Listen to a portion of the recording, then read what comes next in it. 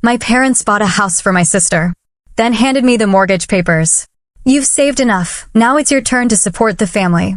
I refused. They dragged me to court for $500,000, but the judge had only one question. You know, for 32 years, I thought I had life pretty much figured out. I'd done everything right, built a solid career as a software engineer, saved my money responsibly, and lived well within my means. But then, one family dinner shattered my entire world when my parents slid mortgage papers across the table and, with smiles on their faces, expected me to pay for my sister's $1 million mansion. Their words, "You've saved enough. It's time you help family," still echo in my nightmares. Growing up, my parents, Julia and Donald, had this relentless focus on money, especially for me. From the age of 10, my allowance came with budget spreadsheets. If I wanted new clothes or to hit the movies, I had to earn it. Summer jobs started at 15, first at the library, then an ice cream shop. Money doesn't grow on trees, Cassie. My dad would preach, practically weekly, while we dissected my savings statements. They pushed me to apply for every scholarship, and I did. Thanks to their pressure and my own stubbornness, I covered 70% of my college tuition. For the rest, I worked 2 part-time jobs, lived in the cheapest dorm, survived on ramen, and graduated with minimal loans, which I paid off in 3 years. My younger sister, Allison, lived in a completely different universe. When she wanted new clothes, Mom took her shopping. School trip? Dad wrote a check, no questions asked. Allison's allowance was just cash. No strings, no spreadsheets. Your sister is more sensitive than you, my mother would explain whenever I dared point out the blatant favoritism. Not everyone can be as naturally responsible as you are, Cassie. It was a constant refrain, one that chipped away at me. After college, I moved to Seattle, landed a job at a tech company, and slowly climbed the ladder. 10 years later, I was a senior software engineer, earning a great salary. But I stuck to my modest ways, a small 1-bedroom apartment, a reliable used Toyota I bought outright, packed lunches most days. Meanwhile, Allison's financial circus continued. She changed her college major 4 times, stretching her degree to 6 years, all on Mom and Dad's dime. After graduation, she bounced between jobs, never staying more than 8 months. Unfulfilling. Disagreement with the manager, finding herself through 3-month European trips, always an excuse. And my parents? They subsidized it all. Rent, car payments, even a $15,000 credit card debt from designer clothes and Vegas trips. Allison is still figuring things out, my father would say. Not everyone knows their path as clearly as you do. I loved my sister, but the double standard? It was infuriating. At family gatherings, she'd show up in new designer outfits, gushing about brunch spots and concert tickets, all while working part-time at some boutique that barely covered her gas. It was like living in a parallel dimension. Despite the resentment, I built my own life, worked hard, and slowly, painstakingly saved. Years later, I finally hit my goal, enough for a down payment on a modest condo in Seattle. Nothing fancy, just mine. The mortgage would even be less than my rent. I was so proud, so excited. Then came the invitation, Sunday dinner at my parents' place. April. I actually thought, maybe, just maybe, they wanted to celebrate my home buying plans. I'd mentioned it briefly, and while they hadn't seemed thrilled, I hoped for a surprise show of support. Oh, how wrong I was. I arrived precisely at 6 p.m. The familiar aroma of Mom's lasagna, my childhood favorite, filled the air. The good china was out, the kind only seen at Thanksgiving or Christmas. A bottle of wine was breathing on the counter. Cassie, right on time, as always, Mom said, hugging me. Dad greeted me too, checking his watch before pouring wine without asking. Something felt off. A weird tension in the air. Where's Allison? I asked, noticing the table was set for 3. Oh, she couldn't make it, Mom quickly chimed in. Last-minute trip to San Diego with friends. You know how spontaneous she is. Dinner was strained. My parents kept the conversation light, asking about my job, the weather, my book. But they were distracted. Dad kept checking his watch. Mom kept refilling my wine glass, even when it was barely half empty. After the main course, instead of dessert, Mom cleared the plates and sat back down. Dad cleared his throat, straightened, and folded his hands on the table. Cassie, he began, his voice oddly formal, we have some exciting news. We've helped Allison buy a house. I genuinely blinked. Oh, that's big news. I had no idea she was looking or that she'd saved enough for a down payment. My mother laughed a little too brightly. Well, you know your sister. When she falls in love with something, she just goes for it. She found this absolutely perfect place in the West Hills neighborhood. 3 bedrooms, a gorgeous view, walking distance to all those cute shops. I nearly choked on my wine. West Hills. One of the most expensive neighborhoods in Portland. That sounds expensive, I managed to say. It's an investment in her future, Dad stated, firm. The housing market is only going up, and it's a good neighborhood. The schools are excellent. Schools. I echoed, confused. Is Allison planning to have kids soon? Is she even dating anyone seriously? Last I heard, she was still very much enjoying the single life. My parents exchanged another look. Mom grabbed a folder from the sideboard and slid it across the table toward me. The thing is, Cassie, Dad continued, we took out the mortgage in our names. Since Allison's credit isn't, well, you know how it is. But we've realized that with retirement coming up in a few years, we can't really afford the payments. I just stared at them, not touching the folder. So, you're selling the house? Or Allison is going to make the payments. My mother pushed the folder closer. We need you to take over the payments, sweetheart. The room seemed to tilt on its axis. My head spun. I finally opened the folder. Mortgage papers for an $800,000 home. A $750,000 mortgage. The monthly payment? Over $4,000. This is a joke, right? I looked up at their dead serious faces. You can't be serious. You want me to pay for Allison's house? A house that costs nearly $1 million.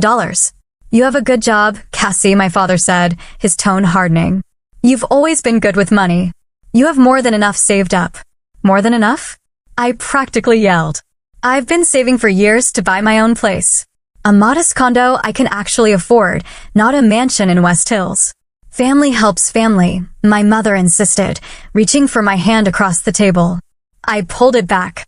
Allison needs stability to get her life together. You know how she struggles. Where is Allison really? I demanded, the anger boiling. Does she even know you're asking me this? She's really in San Diego, my father said. And yes, she knows we're talking to you about helping with the house. So, she was on vacation while they asked me to fund her luxury home. The sheer audacity. Why isn't she here for this conversation? She was nervous about how you'd react, my mother admitted. She knows you've always been judgmental about her choices. I sat in stunned silence. My parents had bought my irresponsible sister a house they couldn't afford and now expected me to foot the bill because I had been responsible with my own money. It was an insult. A betrayal. No, I finally said, my voice firm despite the tremble inside. Absolutely not. I will not pay for Allison's house.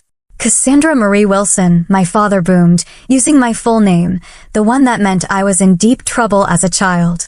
You have more money than you need. Your sister deserves a nice place to live just like you do. I've worked for every single dollar I have. I shot back. I've saved and sacrificed for years. Allison has never held a job for more than 8 months. She's never saved a dime in her life. That's not fair, my mother protested. Your sister has different strengths. Not everyone is good with money like you are. Being good with money isn't some innate talent, Mom. I retorted, tears stinging my eyes. It's about making responsible choices, day after day, year after year. Something you've never expected Allison to do. The conversation devolved into chaos. My father lectured about family obligation, his voice growing louder. My mother started crying, claiming I'd always been jealous of her special bond with Allison. They dredged up every favor they'd ever done for me, conveniently forgetting the decades of self-sufficiency I'd maintained while they bankrolled my sister's every whim. If you don't help your sister, my father finally threatened, his face red with rage, you're not the daughter we raised you to be. I stood up, shaking with anger and disbelief. Maybe I'm not, I said, my voice dangerously calm. Maybe I'm better than that. I walked out without another word, leaving the mortgage papers untouched on the table, the untouched lasagna, the shattered remains of what I thought was my family. For 3 days, I ignored their incessant calls and texts, each one more guilt-laden than the last. Your sister is heartbroken. We raised you to care about family after all we've done for you. I threw myself into work, trying to process the gut-wrenching realization. Had my parents always seen me as nothing more than a financial resource for Allison? Had they been cultivating my responsible habits all along, just waiting for the opportune moment to tap into my savings? On the fourth day, a knock at my door. Allison. Her eyes were puffy, as if she'd been crying. Against my better judgment, I let her in. Cassie, please, she started, the moment the door closed. You have to help me. I love this house so much, and I had no idea Mom and Dad were going to ask you to pay for all of it. I thought they were just going to ask you to help a little bit. She looked around my small apartment, a hint of disdain in her eyes. It's not like you're using your money for much anyway. You live like you're still in college. I live within my means, I corrected her, my voice tight. And I've been saving to buy my own place. But you could still help me and do that. Allison insisted. You make so much money at your fancy tech job. Something in her phrasing snagged me. Wait a minute. You said you had no idea they were going to ask me to pay for all of it. So you didn't know they were going to ask me for money. Allison's face flushed. Well, I mean, we talked about it a little. You were in on this from the beginning. I realized, the betrayal twisting another knife. You knew they were going to ask me to pay for your house. Not the whole mortgage, she protested. Just, help out until I get on my feet. Find a better job. You've been getting on your feet for 10 years, Allison. I finally snapped. When are you actually going to stand on them? Our argument escalated, a whirlwind of accusations and tears, until Allison stormed out, slamming my door so hard my neighbor peeked his head out to check if everything was okay. That evening, fueled by fresh anger, I finally answered my parents' call. Cassandra, my father began, formally. We need to discuss the situation with your sister's house. There is no situation, I replied, my voice steady. I'm not paying for Allison's mortgage. End of discussion. We've already put down a substantial down payment, my mother chimed in, sounding desperate. We took it from our retirement fund because we believed you would help with the monthly payments. So I said, incredulous, you made a massive financial decision based on money I never offered or agreed to give. That is not my responsibility to fix. We're family, my father insisted. Family takes care of each other. Funny how that principle only applies when Allison needs something, or when you need something for Allison, I pointed out. It never applied when I was working 2 jobs in college, or eating ramen 5 nights a week to pay off my student loans. The conversation devolved again, their tone growing increasingly hostile as they realized I wouldn't cave. You'll regret this selfishness, my father threatened before hanging up. A week later, Aunt Eleanor, my mother's sister, called from Eugene. Cassie, honey, what's this I hear about you refusing to help your sister? She asked, without preamble. I explained the situation, bracing for another lecture. Those fools. Eleanor sighed instead. I told Julia this was a terrible idea. Did you know they emptied their retirement accounts for Allison's down payment? Nearly $300,000 gone. My parents were in their early 60s. They had decimated their retirement savings, and now they expected me to take on an additional financial burden to fix their poor decision. The revelation stunned me, leaving me cold. Over the next few weeks, the family divide grew. Relatives took sides. Most supported my parents and Allison. I received passive-aggressive emails from cousins I hadn't spoken to in years. My grandmother called to express her disappointment in my selfish attitude. Only Aunt Eleanor and Uncle Philip stood by me, understanding the truly unreasonable position my parents had put me in. Concerned, I scheduled a meeting with a financial advisor, Gabriela Martinez. She listened, alarm growing on her face. You need to protect yourself legally, Gabriela advised. Given how determined your parents seem, I wouldn't be surprised if they try something else to get your money. I thought she was being paranoid. 3 days later, a certified letter arrived.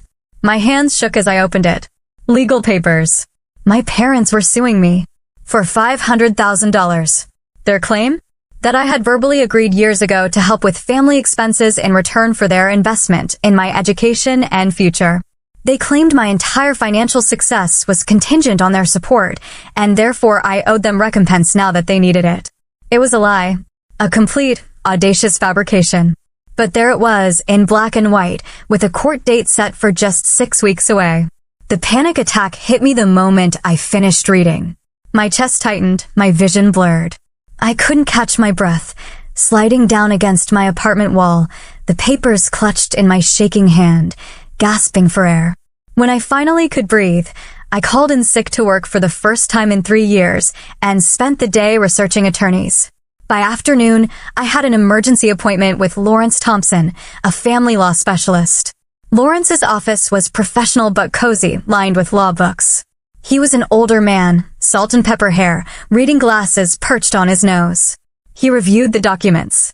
"This is," he began, then paused, rubbing his eyes. "This is quite, frankly, one of the more absurd lawsuits I've seen in my 30 years of practice."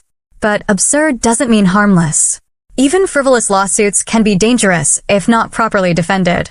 "So, they can't really win, right?" I asked, trying to keep the desperation out of my voice. "It's highly unlikely," he said. "Their claim of a verbal agreement is difficult to prove without documentation. However," he cautioned, "family court can sometimes be unpredictable, especially when emotional appeals are involved. We need to build a strong defense." Over the next few days, a disturbing discovery came to light. My parents had falsified documents. Backdated emails and letters, supposedly from me, acknowledging a debt to them for raising me and putting me through college. "These are completely fake," I told Lawrence, staring in disbelief at the documents he'd received through discovery. "I never wrote any of these." "I suspected as much," Lawrence replied grimly. "The good news is that forgery will completely undermine their case. The bad news is that your parents have just committed fraud, which could have serious consequences for them." The realization that my own parents would go so far as to commit forgery to take my money left me numb. What had happened to the people who raised me, who taught me right from wrong? Were they always capable of this, or had their devotion to Allison corrupted them so completely? I threw myself into preparing our defense. I gathered bank statements showing I'd supported myself financially since college. Old emails thanking them for birthday gifts, but clearly indicating all financial support had ended after high school. My college financial aid records, proving my education was primarily funded by scholarships and my own work. The process took a brutal toll. Insomnia became my constant companion. My appetite vanished, and I lost 7 pounds in 2 weeks. At work, I made careless mistakes, drawing concerned looks from my manager. My coworker, Heather, noticed my deterioration and invited me to lunch. Over sandwiches I mostly picked at, I confided in her about the lawsuit. My parents did something similar, Heather revealed, surprising me. Not a lawsuit, but they emptied my college fund to pay for my brother's gambling debts. I know how it feels to be the responsible one who gets punished for it. Her understanding was a lifeline in a sea of judgment. Most other people I told seemed to subtly ask what I might have done to cause such a rift, as if parents suing their child must somehow be the child's fault. A week before the court date, I ran into Allison at a coffee shop. I hadn't even known she was in Seattle. She was wearing expensive new boots and carrying a designer handbag that probably cost more than my monthly rent. "Are you happy now?" she demanded, loudly enough that other customers turned to look. "You're tearing our family apart with your selfishness." "I'm selfish." I kept my voice low despite my simmering rage. "You're living in a house our parents can't afford while they sue me for money I earned. How exactly am I the selfish one here? They've given up everything for me, and you won't help at all." Allison shot back. "Do you know Dad's talking about coming out of retirement to pay the mortgage? Then sell it," I suggested. "Get a place you can actually afford." "I'm not selling my dream home just because you're being stingy," she snapped. "I deserve that house. I deserve nice things too, Cassie. Deserving has nothing to do with it. It's about what you can afford." "I can afford it if you help," she insisted, as if this logic made perfect sense. I left the coffee shop, shaking with anger. But the encounter provided one important piece of information. Allison had already moved into the house. Despite the uncertain mortgage situation, she was counting on winning the lawsuit or wearing me down. The day of the first court appearance arrived. I wore a conservative navy suit, low heels, my hair pulled back in a neat bun. Lawrence had advised me to look professional, but not flashy. Walking into the courtroom, seeing my parents at the opposite table, felt surreal. Mom wouldn't meet my eyes, but Dad stared at me coldly. They looked like strangers, not the people who'd raised me, taught me to ride a bike, bandaged my scraped knees. Judge Catherine Martinez, a no-nonsense woman in her 50s, studied us critically. Her initial questions immediately revealed her skepticism. "Let me understand this correctly," she said, reviewing the documents. "The plaintiffs, Mr. and Mrs. Wilson, are suing their daughter for $500,000 based on an alleged verbal agreement made when she was how old?" "When she left for college, Your Honor," my parents' attorney, Benjamin Russell, answered smoothly. "And this agreement was never put in writing. It was a family matter, Your Honor, a matter of trust between parents and child." Judge Martinez's eyebrow rose slightly. "I see. And the defendants have submitted evidence that these supposedly supporting emails are forgeries. We dispute that characterization," Benjamin replied. "There may be some confusion about dates and content." "Confusion," the judge repeated dryly, "about who wrote the emails and when." "Interesting choice of words, counselor." The first day in court made it clear this wouldn't be simple. My parents' attorney painted me as an ungrateful daughter who had benefited from their sacrifices only to abandon them. Lawrence methodically presented evidence of my financial independence and the falsified documents.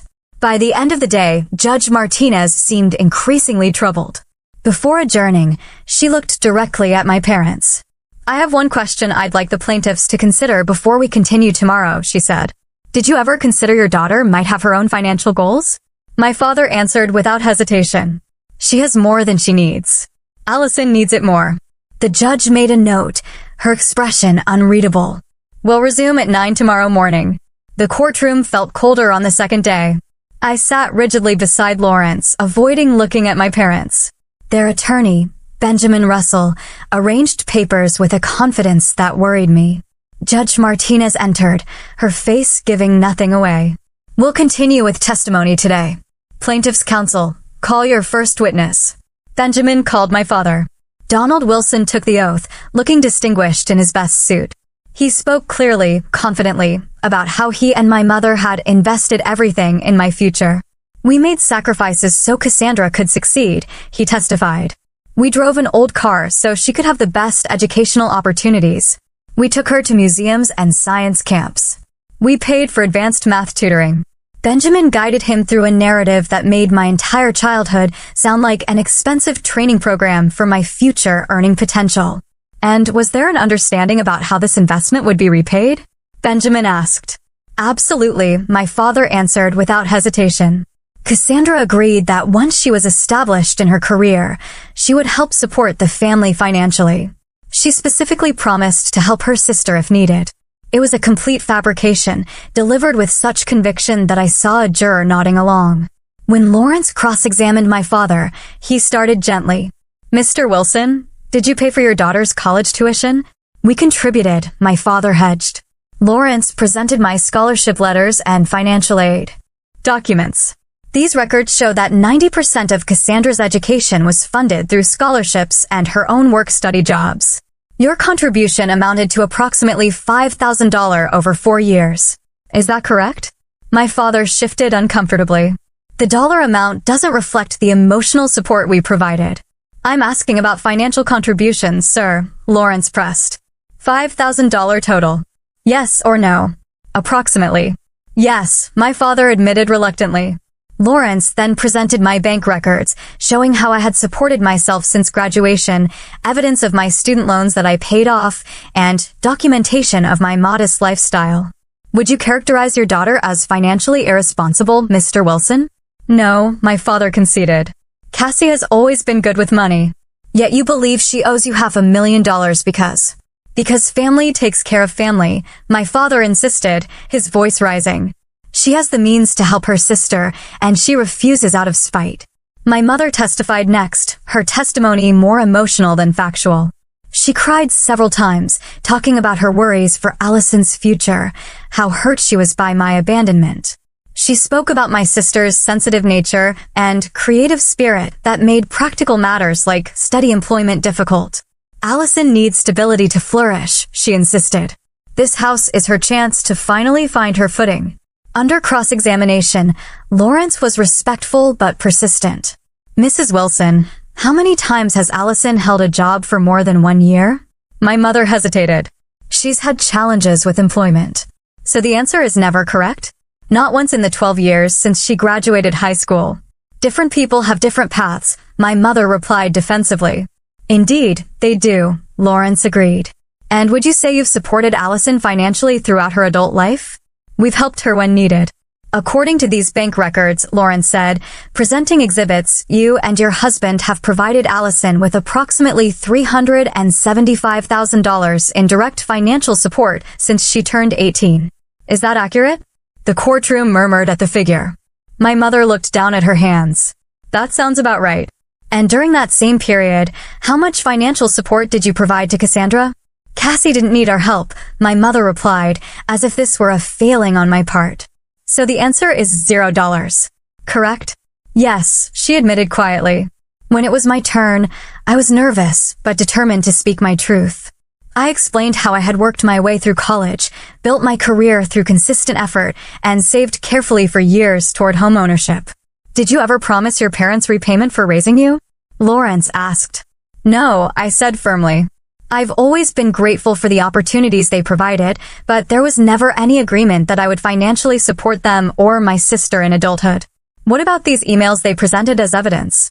Lawrence handed me the printouts of the forgeries. I examined them carefully. These are fake. I never wrote these. You can see the inconsistencies in how my name is spelled in the signature block, and the email address shown here wasn't even my email address during the dates claimed. Benjamin's cross-examination was aggressive, designed to provoke an emotional response. Isn't it true that you've always resented your sister? He demanded. No, I replied calmly. I love Allison, but I don't believe enabling her financial irresponsibility is good for her or for our family. So, you admit you're judging your sister's lifestyle choices. I'm making observations based on a pattern of behavior over many years, I corrected. Benjamin switched tactics. Your parents gave you life, raised you, clothed you, fed you. Do you believe you owe them nothing in return? I believe I owe them respect, love, and gratitude, I replied. I don't believe I owe them $500,000 to buy my sister a luxury home she can't afford. The most revealing moment came when Benjamin called a surprise witness, Allison herself. She entered, wearing a conservative dress, her usual flashy style subdued. She tearfully testified about how much the house meant to her and how my refusal was destroying our family. I just want a chance to start over, she said, dabbing at her eyes. A stable home would give me that chance. During cross-examination, Lawrence was gentle but direct. Miss Wilson, are you currently employed? I'm between jobs at the moment, Allison admitted. How many job applications have you submitted in the past month? I'm taking some time to figure out my next career move, she hedged. So none, Lawrence clarified. Not yet, she conceded reluctantly. And this house in West Hills, how much is the mortgage payment? I'm not sure exactly, Allison said, looking uncomfortable. My parents handle that. It's $4,300 per month, Lawrence informed her. Without steady employment, how did you plan to make these payments? Cassie was supposed to help until I got established, Allison replied, as if this had been a firm agreement. Did you and your sister ever discuss this arrangement directly? No, but my parents said they would take care of it. One final question, Lawrence said. If you had to choose between keeping this specific house and healing the rift with your sister, which would you choose? Allison hesitated, looking trapped. That's not a fair question. I shouldn't have to choose. Nevertheless, it's the question before you, Lawrence pressed. I deserve that house, Allison finally said, her voice hardening. Cassie can afford to help me keep it if she wasn't so selfish. I felt a strange sense of clarity at her words. The sister I loved was in there somewhere, but years of enablement had buried her beneath layers of entitlement and self-centeredness. After a full day of testimony, Judge Martinez called for final arguments. Benjamin made an impassioned plea about family obligation and moral responsibility. Lawrence's closing argument was more measured. Your Honor, this case isn't about family loyalty or love. It's about whether an adult child is legally obligated to fund their siblings' lifestyle. The evidence clearly shows there was never any agreement. The plaintiffs have resorted to fabricating evidence because no legitimate evidence exists. This lawsuit is an attempt to use the legal system to enforce a family expectation that has no basis in law or equity. Judge Martinez listened attentively. I'll take this matter under advisement, she announced. We'll reconvene next Friday at 9 a.m. for my ruling. Court is adjourned. As we filed out, my mother tried to approach me, but Lawrence gently steered me away. No conversations with the plaintiffs outside of court, he murmured. Through the glass doors, I saw my father arguing with their attorney in the hallway, his face contorted with rage. Whatever was happening, it didn't look like the confidence of someone expecting to win. How do you think it went? I asked Lawrence once we were safely in his car. As well as could be expected, he replied carefully. Judge Martinez is thorough and fair. The forgeries hurt their case significantly, and your sister's testimony probably didn't help them either. But we have a week to wait. Try to focus on your normal routine if you can. Normal routine. As if anything could ever be normal again. That week was the longest of my life. I went back to work. But I might as well have been a ghost haunting my desk. My mind constantly replayed the trial. My manager, Francis, noticed, and when he asked if everything was okay, I finally broke down. Take whatever time you need, he said, surprisingly understanding. Family issues are the hardest. My performance was suffering. I made coding errors, zoned out in meetings. Sleep became a distant memory. My apartment, usually neat, devolved into chaos. On Wednesday, 3 days before the verdict, I finally accepted that I needed help. I called a therapist Heather had recommended, Dr. Victoria Chin, and got an emergency appointment. Her office was warm and inviting. She listened without judgment. What you're experiencing is a form of betrayal trauma, she explained. When the people who are supposed to love and protect you become a source of harm, it shakes your entire foundation. Your reaction is completely normal. Will I ever be able to trust them again? I asked, my voice raw. Or anyone? That's something we'll work through together, she promised. But right now, let's focus on getting you through this immediate crisis. That evening, an unexpected text from Allison. I didn't know they were going to sue you. I swear. It was the first hint of remorse she'd shown. I wasn't ready to respond, but I saved the message. Maybe there was still a glimmer of my real sister underneath the entitlement. Friday morning arrived with a sense of inevitability. I dressed carefully, met Lawrence at the courthouse. Whatever happens today, he told me, remember that you stood up for yourself with dignity and truth. That counts for something. The courtroom was more crowded than I expected. My parents sat with Benjamin, my father looking confident, my mother nervously twisting a tissue. Allison wasn't there, but several other relatives were behind my parents, including my grandmother. On my side, the bench was empty until the last minute when Aunt Eleanor, Uncle Philip, and Heather slipped in. Their presence brought an unexpected lump to my throat. Judge Martinez entered, her face impassive. In the case of Wilson versus Wilson, I have reviewed all testimony and evidence presented. This is, without doubt, one of the more troubling family disputes to come before my court. She looked directly at my parents. Mr. and Mrs. Wilson, your claim rests on an alleged verbal agreement that your daughter would provide financial support to you and her sister in return for your investment in her upbringing and education. You have provided no credible evidence that such an agreement ever existed. The emails you submitted as evidence have been proven to be fabrications, a serious matter that could result in charges of perjury and fraud. My father's face paled. My mother began to cry silently. Beyond the legal issues, Judge Martinez continued, I find the underlying premise of your lawsuit disturbing. Parenthood is not a financial investment with expected monetary returns. Children do not owe their parents repayment for doing what parents are morally and legally obligated to do, provide for their children's basic needs. She turned to me.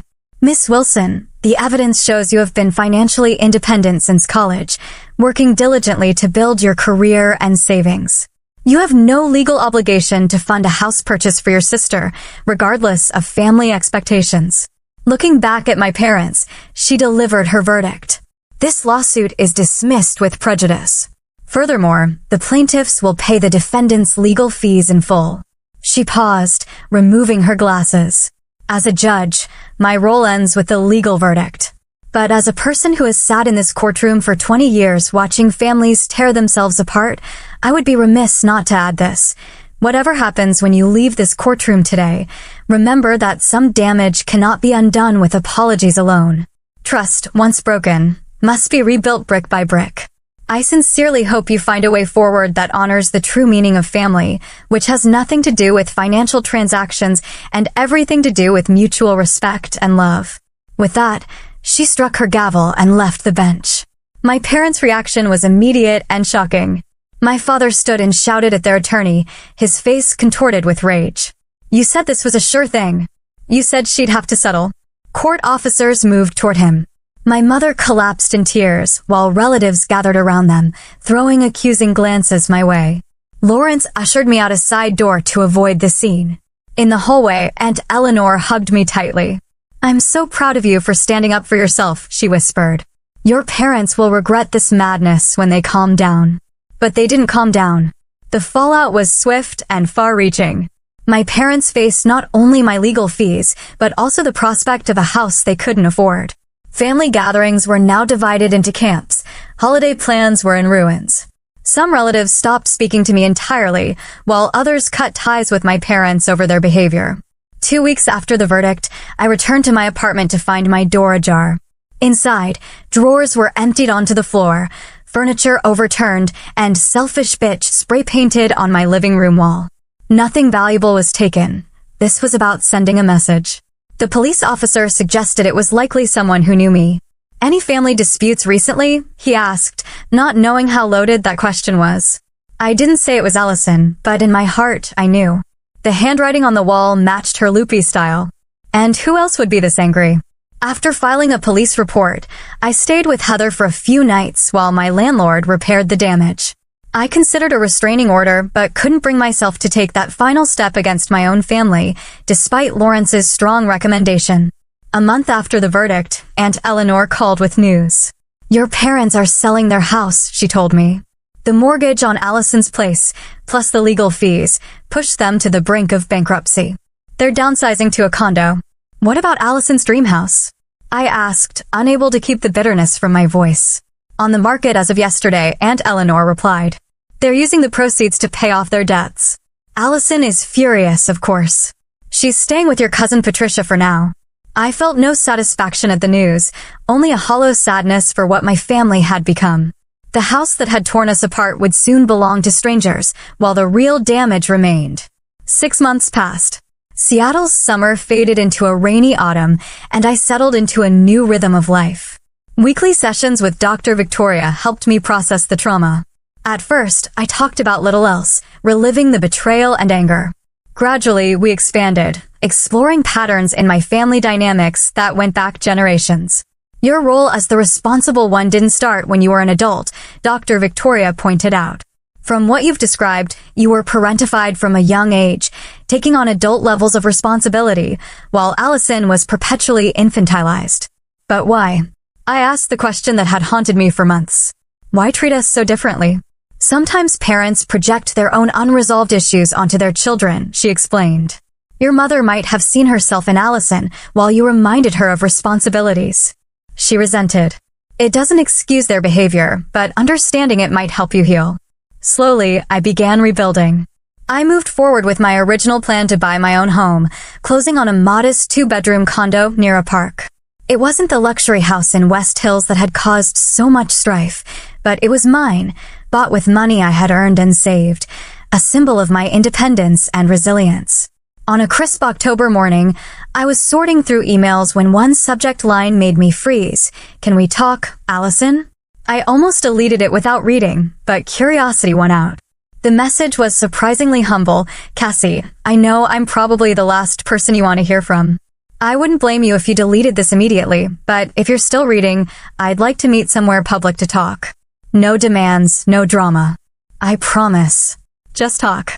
Let me know if you're willing." Against my better judgment, and after discussing it thoroughly with Dr. Victoria, I agreed to meet my sister at a coffee shop equidistant between us. I arrived early, chose a table with a clear view of the entrance and exit, and ordered a latte I was too nervous to drink. Allison arrived precisely on time, a punctuality so uncharacteristic it spoke volumes. She looked different. Gone were the designer clothes, the perfectly styled hair. She wore jeans, a simple sweater, her hair pulled back in a casual ponytail. She looked younger, more like the sister I remembered from before adult responsibilities had divided us. "Thank you for coming," she said, sliding into the chair. "I honestly wasn't sure you would." "I wasn't sure either," I admitted. We sat in awkward silence until our drinks arrived. Then Allison took a deep breath and met my eyes directly. I'm sorry, Cassie. I'm so sorry for everything. For the lawsuit, for the house, for the way I treated you, for the apartment. She faltered. Yes, that was me. I was drunk and so angry. It was inexcusable. Why are you telling me this now? I asked, my guard still up. Because I'm finally getting help, she replied. I've been seeing a financial counselor for 3 months now and a therapist. After everything fell apart with the house, I had to move in with Patricia, and she gave me an ultimatum: get professional help or find somewhere else to live. So, you're apologizing because Patricia forced you to? No, Allison shook her head vehemently. I'm apologizing because I see things clearly for the first time in years. My counselor, Hannah, had me track every dollar I've spent for the past 5 years. Do you know how much Mom and Dad gave me during that time? Over $200,000. And I have nothing to show for it. Nothing. She stirred her coffee absently. I've never had to face consequences before. Mom and Dad always fixed everything for me. When they couldn't fix the house situation, when they lost their own home because of me, something finally clicked. This isn't who I want to be. I listened cautiously, wanting to believe her, but wary of being hurt again. I have a job now, she continued. Nothing glamorous, just administrative work at a dental office, but I've kept it for 4 months, and I'm good at it. I have my own tiny apartment. I'm on a strict budget for the first time in my life. What about Mom and Dad? I asked the question I'd been avoiding. Allison's face fell. They're still angry at you, at me, at the world. They lost almost everything because of the choices they made for me. Dad had to go back to work part-time. They're living in a small rental condo now. Have they gotten any help, counseling, anything? No, Allison sighed. They still believe they did nothing wrong. They think the judge was biased against them. Dad talks about appealing the verdict sometimes, though they can't afford another legal battle. We talked for nearly 2 hours, carefully navigating the minefield of our shared past. Allison didn't ask for money or forgiveness, just the chance to begin rebuilding some kind of relationship. As we prepared to leave, she handed me a sealed envelope. What's this? I asked. The first installment, she explained. I'm paying you back for the damage to your apartment. It's not much, just $200, but I'll send more each month until it's paid off. Hannah helped me work it into my budget. The gesture moved me more than any apology could have. It was the first time she had ever taken concrete responsibility for her actions. I'm not ready to forgive everything, I told her honestly. But I'm willing to try building something new. Slowly. We agreed to text occasionally, perhaps meet for coffee again in a few weeks. It was a tiny step, but an important one. While my relationship with Allison showed tentative signs of healing, I had no contact with my parents. Through the family grapevine, I heard they had downsized dramatically, selling many possessions to pay debts. My father, who had proudly retired at 60, was now working part-time as a consultant. My mother had taken a job at a local bookstore, her first paid employment in over 30 years. Their situation saddened me, but I recognized it as the natural consequence of their choices, not my responsibility to fix. Dr. Victoria helped me work through the guilt I still occasionally felt, reminding me that establishing boundaries wasn't the same as abandoning family. Healthy boundaries aren't walls, she would say. They're fences with gates that you control. In January, I joined a support group for people dealing with family financial trauma. Our moderator, Marcus, had experienced similar issues with his brothers. The group became a safe space to share experiences without judgment, to learn from others who truly understood the unique pain of financial betrayal by family. Through the group and through deepening friendships with people like Heather, I began building what I thought of as my chosen family. People who respected boundaries, who gave without expectation of return, who valued me for who I was rather than what I could provide. By spring, I was finally sleeping through the night again. My work performance improved, earning me a promotion I had once thought the lawsuit stress might cost me.